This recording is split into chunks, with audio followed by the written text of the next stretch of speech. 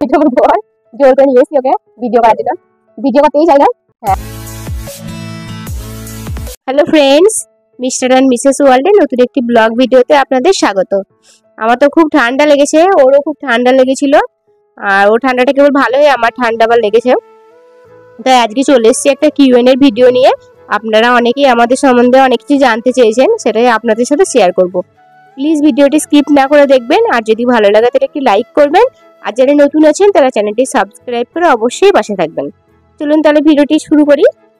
প্রথমে একজন প্রশ্ন করেছেন আফরিন বলে, যে how you and your husband made an education like this. হ্যাঁ, আমাদের কিন্তু অ্যারেঞ্জ ম্যারেজ, মানে আমাদের লাভ ম্যারেজ নয়। আর আমার হাজব্যান্ড, ওর নাম মানে তোমার নাম সৈয়দ আয়াজ। হ্যাঁ, আর তুমি কি করো? ও প্রাইমারি স্কুল টিচার। হ্যাঁ, ও একজন প্রাইমারি স্কুল টিচার। আর ওর নাম তো বলেই দিল। আর আমার নাম হলো, আমার পুরো নাম সোনিয়া খাতুন। আর আমি সংস্কৃত অনার্স নিয়ে গ্র্যাজুয়েশন কমপ্লিট করেছি, তারপর আমি ডিএলএড করেছি। আর ওর পড়াশোনা, ও জিওগ্রাফিতে অনার্স। আর আমার বাড়িতে আমি আগেও আপনাদেরকে বলেছি যে পূর্ব বর্ধমান জেলার পূর্বস্থলী গ্রামে। আমার বয়স হলো 27 বছর, আর আমার বরের বয়স হলো 32 বছর। আমার থেকে জানতে চেয়েছে আফরিন যে হেয়ার কেয়ার ফুল রুটিন ছেলে হওয়ার আগে এবং পরে। উনি আমার হেয়ার কেয়ার রুটিন জানতে চেয়েছেন। সেক্ষেত্রে আমি বলবো যে আমার চুলের কিন্তু আমি প্রচণ্ড যত্ন নেওয়া বলতে আমি মাথাতে তেল দিয়ে খুব কম রাখি। এখন চুলটা এইভাবে বেঁধেছি বলে আপনাদের মনে হতে পারে যে মাথায় তেল দিয়েছি।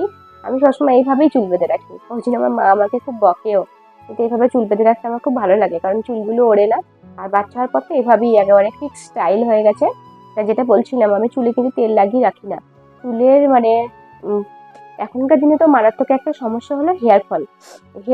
আমার কিন্তু খুব হেয়ার ফল হয় না, মানে খুব কি নর্মাল, একেবারে নর্মাল চুল ওঠে। অনেকে বলে নাকি যে মানে প্রেগনেন্সির আগে বা প্রেগনেন্সির পরে চুল ওঠে, বাচ্চা হাসলে নাকি চুল ওঠে। আমার ক্ষেত্রে ওই সমস্ত কিছু নয়। আমি মনে করি নাকি যে বাচ্চা হওয়ার পরে হয়তো চুলের কেয়ার করা হয় না, সেই জন্য হয়তো চুল ওঠে, বা বিভিন্ন হরমোনাল কারণে চুল উঠতে পারে। কিন্তু আমার কোনো চুল ওঠে না। আমি চুলের জন্য তেমন কিছুই নয়, আমি চুল সবসময় পরিষ্কার রাখি। মানে চুলে যদি আপনার গোড়ায় যদি নোংরা থাকে তাহলেই আপনার হেয়ার ফল হবে। এটা অনেকে বুঝতে চায় না, অনেকে মাথায় গাদা গাদা তেল দেয়, তেল দিলেই কিন্তু মাথায় নোংরা টানে। আমি কিন্তু মাথায় তেল দিয়ে রাখি না। এখন এই চুলে কিন্তু আমার তেল নেই। আমি হেয়ার অ্যান্ড কেয়ার এই তেলটা অনেকদিন ধরে ইউজ করি। এই তেলটা আমি শ্যাম্পু করার আগে 8 ঘন্টা আগে মাথায় ভালো করে দিয়ে নিই। দিয়ে মানে কি একেবারে চপচপে করে মাথায় তেল দিয়ে দিই। তেল দেওয়ার পরে আমি বিয়ার অ্যানোটমি এই যে বিয়ার অ্যানোটমি শ্যাম্পু আমি ইউজ করি। এটা হলো একটা অ্যান্টি ড্যান্ড্রফ শ্যাম্পু, আর এর সাথে একটা অ্যান্টি হেয়ার ফল শ্যাম্পু আমি ইউজ করি। দুটোকেও অল্টার করে ইউজ করি। আমি 2 দিন পর শ্যাম্পু করি, মানে একদিন করে রাখি, তারপরে আরেকদিন পর শ্যাম্পু করি। অনেক সময় প্রতিদিনও করি, মানে মিনিমাম আমি সপ্তাহে 3 দিন শ্যাম্পু করবোই। এই বিয়ার অ্যানোটমির এই শ্যাম্পু দিয়ে শ্যাম্পু করি। এটা কিন্তু অ্যান্টি ড্যান্ড্রফের জন্য খুব ভালো, আর এর হেয়ার ফল যেটা আছে হেয়ার ফলেরটাও খুব ভালো। তাছাড়া আপনি চুলের কেয়ার করতে গেলে বাইরে থেকে যদি আসি, ঘামা চুলে আমি কখনো থাকি না, চুলটা অন্তত ধুয়ে নিই। আর শ্যাম্পু করার পরে এই যে ম্যাট্রিক্সের এই সিরামটা আমি ইউজ করি। তারপরে পায়েল জানতে চেয়েছে তোমরা আবার কবে ঘুরতে যাবে। আমরা রিসেন্টলি ঘুরতে যাব, কিন্তু বলবো না কবে। অক্টোবরেই যাব, কিন্তু খুব কাছেই যাব, বাবু যেহেতু খুব ছোট সেই জন্যে। আর মামুনি জানাদি জানতে চেয়েছেন যে বাবুকে কত ml ফর্মুলা দাও আর দিনে কতবার ফর্মুলা দাও।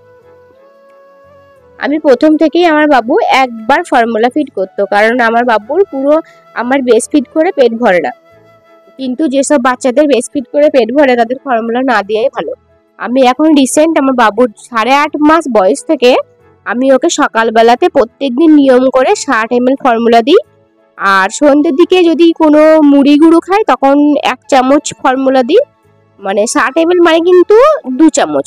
আর সন্ধ্যেবেলা 1 চামচ দিই, আর রাতের বেলা যদি প্রয়োজন পড়ে, ও যদি খাবার ঠিক মতো না খায় তাহলে আবার 60 ml মানে 2 চামচ, মানে 5 চামচ মতো আমি খুব বেশি হলে দিই। কিন্তু সেটা প্রতিদিন নয়, বেশিরভাগ দিন আমি 3 চামচ ফর্মুলা দিই, মানে সকালে 60 ml আর সন্ধ্যেবেলায় 1 চামচ মুড়ি গুঁড়োর সাথে দিই। তারপরে জয়নাব বানহা, ও জানতে চেয়েছে, ও আমার খুব ভালো বন্ধু, আমি প্রথমেই বলে দিলাম, আমার সাবস্ক্রাইবার কিন্তু আমার বন্ধু। ওকে কিন্তু আমি চিনি না, কিন্তু তার সত্ত্বেও আমার ওর সাথে আলাপ হয়েছে। ও জানতে চেয়েছে যে আমাদের লাভ ম্যারেজ নিয়ে অ্যারেঞ্জ ম্যারেজ, আর হচ্ছে অলসো ইনক্লুড দ্য স্টোরি। আমাদের তো অ্যারেঞ্জ ম্যারেজ বলেই দিলাম, তাই কোনো স্টোরি নেই। আমি আগে একটা কমিউনিটি পোস্ট করেছিলাম, তখনও কিউএনএ ভিডিও করার জন্য। সেখানে মামুনি জানতে চেয়েছিলেন যে আমার ছেলের ওয়েট কত। আমার ছেলের ওয়েট আমি মাসখানেক আগে মাপিয়েছি, মানে 8 মাস বয়সে, 8 মাস প্লাস। তখন ওর ওয়েট ছিল 7 কেজি 600। আর এখন ওয়েট মাপিনি আমি। আর তারপরে আরেকজন হলো তানিয়া হোসেন দি আমাকে মাঝে মধ্যে দেখি প্রশ্ন করেন, ওনার বাচ্চা নাকি 3 মাস বয়স পড়েছে, এখনো ঘাড় শক্ত হয়নি, গাটা নরম, আর উনি একটু টেনশনই আছেন। আমি সেক্ষেত্রে একটা কথাই বলতে চাই যে বাচ্চার ঘাড় শক্ত হওয়া, মানে প্রপার যে ঘাড় শক্ত হওয়া, বাচ্চা থাড়ো হয়ে যে বসবে, সেই ঘাড় শক্ত হতে কিন্তু টাইম লাগে 4 থেকে 6 মাস। আর এখন বাচ্চাকে আপনি একটু সাপোর্ট দিয়ে, একটু টাইম যদি করান, একটু বুকের উপরে বালিশ দিয়ে একটুখানি যদি শোয়ান, ঘাটটা হালকা তুলবে, একটু ক্ষণিকের জন্য, বেশিক্ষণের জন্য কিন্তু নয়। ঘাটে এপাশ ওপাশ যদি করতে পারে, বাচ্চা যদি নিজে নিজে কাজ হতে পারে, বাচ্চা যদি হাসি খুশি থাকে, বাচ্চা যদি মানে সোজাভাবে তাকায়, আপনার সাথে রেসপন্স করে, তাহলেই জানবেন যে আপনার বাচ্চা সুস্থ স্বাভাবিক বাচ্চা। তারপরেও যদি আপনার টেনশন হয়, তাহলে অবশ্যই আপনি একজন ডাক্তার দেখিয়ে নেবেন। আর বাচ্চার যে পুরোপুরি ঘাড় শক্ত হওয়া, সেটা কিন্তু আপনার বাচ্চার 4 থেকে 6 মাসের মধ্যে হবে। আর অনেক বাচ্চা যারা প্রি ম্যাচিওর ডেলিভারি হয় 37 সপ্তাহের আগে বা 38 সপ্তাহের আগে, সেসব বাচ্চার কিন্তু গ্রোথটাও কিন্তু একটু দেরিতে হয়। মানে ডেলিভারির যে অরিজিনাল ডেট ছিল, সেই ডেট অনুযায়ী ধরেই আপনাকে ডেলিভারি ডেট, মানে গ্রোথের ডেটটা আপনাকে কাউন্ট করতে হবে।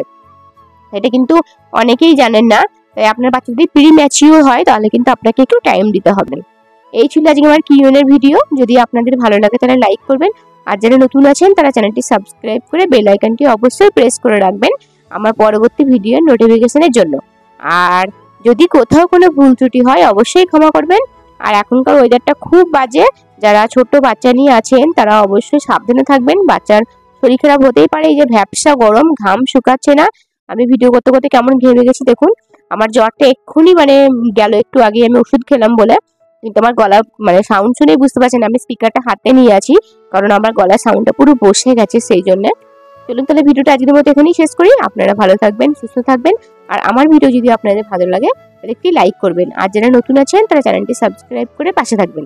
কোথাও যদি কোনো ভুল ত্রুটি হয়, অবশ্যই ক্ষমা করবেন। ধন্যবাদ।